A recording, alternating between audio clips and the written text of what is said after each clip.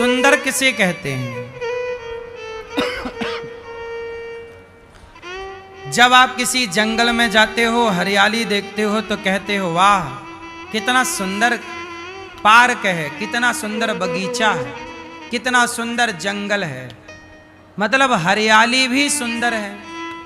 बोलो हाँ।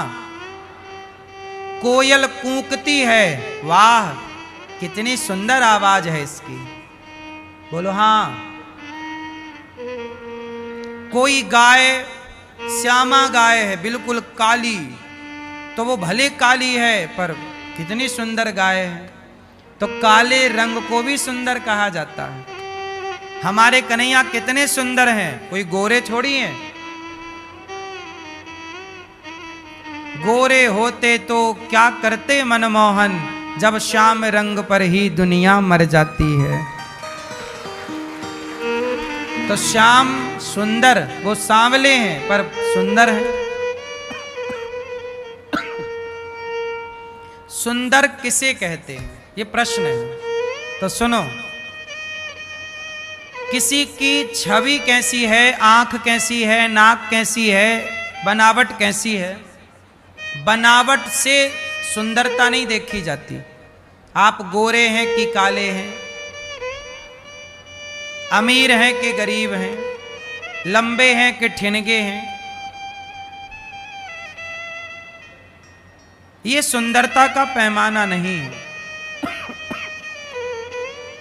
सुंदर कौन है? जिसने इस धरती पर समाज के लिए, इस राष्ट्र के लिए जिसने बहुत अच्छे कार्य किए, वो स्त्री करे या पुरुष करे, जिसने समाज के लिए, देश के लिए जो अच्छे काम करे, वो सबसे सुंदर है। जो भारत के लिए काम करे। हमारी सेना लड़ती है आतंक से, गोली खाती है, इसलिए सबसे सुंदर कौन? जो देश के लिए अपनी गोली छाती पे खा जाए, उससे सुंदर कौन होगा?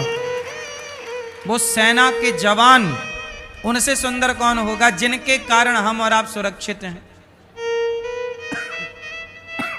तो सबसे सुंदर तो सैनिक होते हैं, हाँ या ना?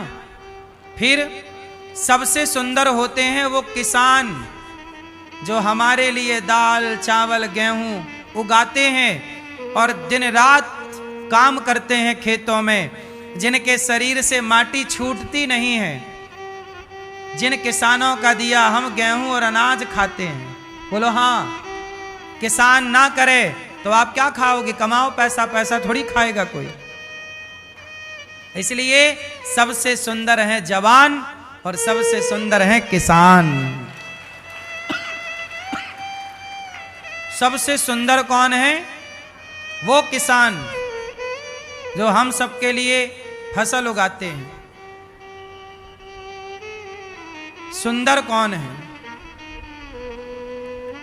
जो बेटा अपने माँ बाप की सेवा करके माँ बाप को प्रसन्न करता हो, वो बेटा सुंदर है। जो अपने सास ससुर का सम्मान करती हो, वो बहू सुंदर है। जो अपने पति को परमात्मा की दृष्टि से देखती हो, पति का सम्मान और प्रेम से प्रसन्न रखती हो, वो पत्नी सुंदर है। जो पति अपनी पत्नी का कर्तव्य पूरा करता हो, ख्याल रखता हो, अपनी पत्नी के सिवा पराई स्त्री को ना देखता हो, उस पुरुष से अधिक सुंदर कौन होगा? वह स्त्री सबसे ज्यादा सुंदर है, वह पुरुष सबसे ज्यादा सुंदर है जो चरित्रवान है।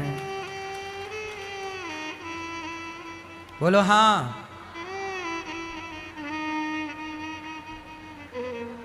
जो चरित्र का सुंदर है वही सुंदर है। चमड़ी के सुंदर लोगों की तो बाजार में बोलियां लगने लग जाती हैं। चमड़ी की सुंदरता तो बाजार में बिकती है साहब। चमड़ी की सुंदरता बाजार में बिकती है, पर चरित्र की सुंदरता कोई खरीद ही नहीं सकता। किसी के पास इतनी दौलत नहीं है कि वो आपके चरित्र को खरीद सके। इसलिए बताइए, चमड़ी का सुंदर होना सुंदर है या चरित्र का सुंदर होना सुंदर है? इसलिए कहता हूं कि लिव इन में रहकर चरित्र ना बिगाड़ो, चरित्रवान बनो। सुंदर बनना है तो लड़का हो लड़की हो चरित्रवान रहो। आप 4 पुरुषों के संग रह लिए, आप 4 स्त्रियों के संग रहते हैं, तो आप सुंदर थोड़ी हैं? बोलो। आप बताइए, आपका पति आपको धोखा दे के पराई औरत के संग रहे तो क्या वो सुंदर माना जाएगा? फिर इसलिए मूल सुंदरता चरित्र की है। आपकी आंख है कि नहीं, आप अंधे हैं, लंगड़े हैं, बहरे हैं, काने हैं, कोई फर्क नहीं पड़ता। आप चरित्रवान हैं तो जैसे हैं आप सुंदर हैं, क्योंकि आप चरित्रवान हैं। इसलिए हमारे भारत में पूजा चरित्र की होती है। हम लोग राम के चरित्र की पूजा करते हैं। राम चरित्र सुनवे को रसिया, राम लखन सीता मन। हमारे भारत में कहावत है, कहते हैं धन गया तो कुछ ना गया, स्वास्थ्य गया तो थोड़ा गया, पर चरित्र गया तो सब कुछ चला गया। बात सही है कि गलत है? कितने % सही है? हैं? कितने %? 100 100 सही है। पूतना मौसी आई, तन की सुंदर थी पर मन की कचरा थी, तो भगवान ने ऐसे कचरा को देखा ही नहीं, नेत्र बंद कर लिया, हम नहीं देखे।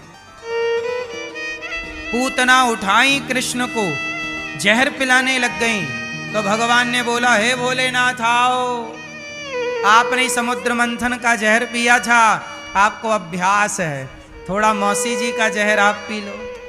तो भगवान ने शंकर जी का आवाहन किया, आंखें बंद करके मानो आओ आओ। शंकर जी आए और भगवान कृष्ण जहर पी रहे थे, वो जहर भगवान शिव पी रहे थे, और दूध दूध कन्हैया पी रहे हैं, और जहर जहर शंकर जी पी रहे हैं। दूध पी लिया भगवान ने, जहर पी लिया, अब बचा क्या?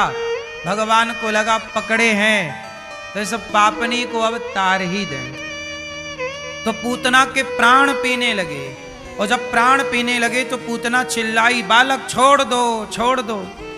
भगवान बोले, मौसी जी गलत बात, हमने थोड़ी तुम्हें पकड़ा है, तुमने हमें पकड़ा है, और जो हमें एक बार पकड़ लेता है फिर वो लाख प्रयास करे, हम उसे नहीं छोड़ते।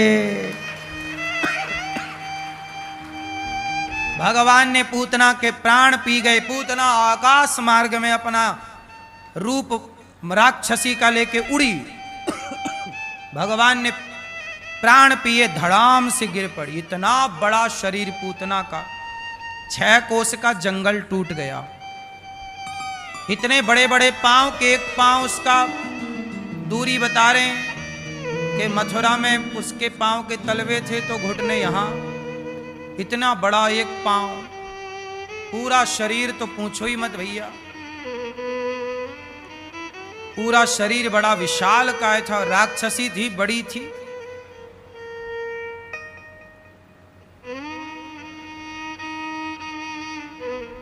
पूतना के कान कहां गिरे? कि कानपुर नाम काहे पड़ गया?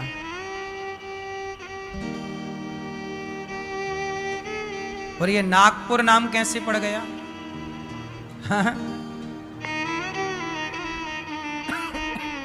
नहीं, इसका पूतना से कोई लेना देना नहीं है,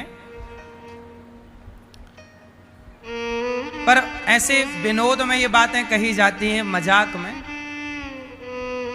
पूतना इतनी विशाल काय थी कि पूतना जब गिरी तो जंगल उस 6 कोस का टूट गया, धड़ाम से गिरी। और पूतना के ऊपर भगवान खेल रहे। ये पूतना पिछले जन्म में राजा बलि की बेटी रत्नमाला थी। राजा बलि की बेटी कौन? रत्नमाला।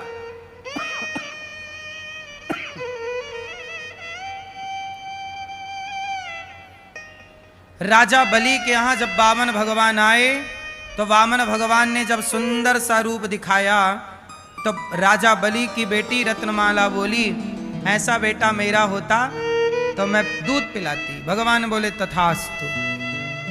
जब कहा कि ऐसा बेटा मेरा होता, जब 3 पग में सब नाप लिया, तो बोली ऐसा छलिया बेटा मेरा होता तो जहर पिला देती। तो पहले उसका भाव बना कि मैं दूध पिलाती, फिर भाव बन गया कि मैं जहर पिलाती। तो भगवान ने कहा तुम दूध भी पिलाना और जहर भी पिलाना। वही बनी राक्षसी पूतना, तो दूध भी पिला रही है और जहर भी पिला रही है। और भगवान ने उसको उतार दिया। नंद बाबा कंस का कर चुका के लौटे तो पूतना का शरीर पड़ा, चिता पे रखा, काट काट के कई चिताएं बनाई। और जब आग लगाई तो पूतना के शरीर से दुर्गंध नहीं, सुगंधी निकल पड़ी। क्यों? क्योंकि भगवान जिसे स्पर्श कर लेते हैं, जो भगवान के सामने आ जाता है, वो पूतना कितनी भी बड़ी पापनी थी, भगवान ने उसे पवित्र कर दिया। पूतना लोक बालघनी राक्षसी रुधिरासना, जिघांसयापि हरये स्तनम दत्वा प्रसद्गति। अहो वकीयं स्तनकालकूटं जिघांसयापाययदप्यसाध्वी। लेभे गतिं धात्र्युचितां ततोऽन्यं कं वा दयालुं शरणं व्रजेम। बड़े आश्चर्य की बात है, पूतना बकासुर की बहन बकी आज पापनी से पापनी पूतना को तार दिया। हमारे भगवान जितने दयालु हैं, कोई इतना दयालु नहीं।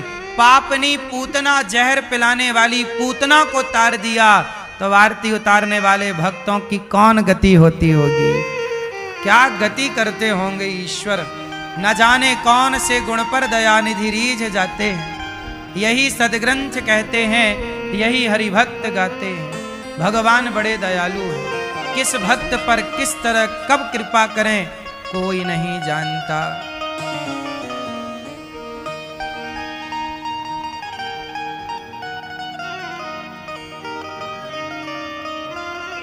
बड़े दयालु हैं भगवान। हाँ, न जाने कौन से गुण पर दयानिधि रीझ जाते हैं। न जाने कौन से गुण पर दयानिधि रीझ जाते हैं। यही सदग्रंथ कहते हैं, यही हरि भक्त गाते हैं।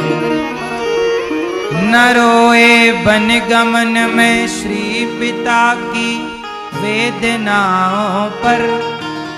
न रोए वन गमन में श्री पिता की वेदनाओं पर। उठा कर गिद्ध को निज गोद में आंसू बहाते हैं। न जाने कौन से गुण पर दयानिधि रीझ जाते हैं। भगवान जितना दयालु कौन होगा। इसलिए कहते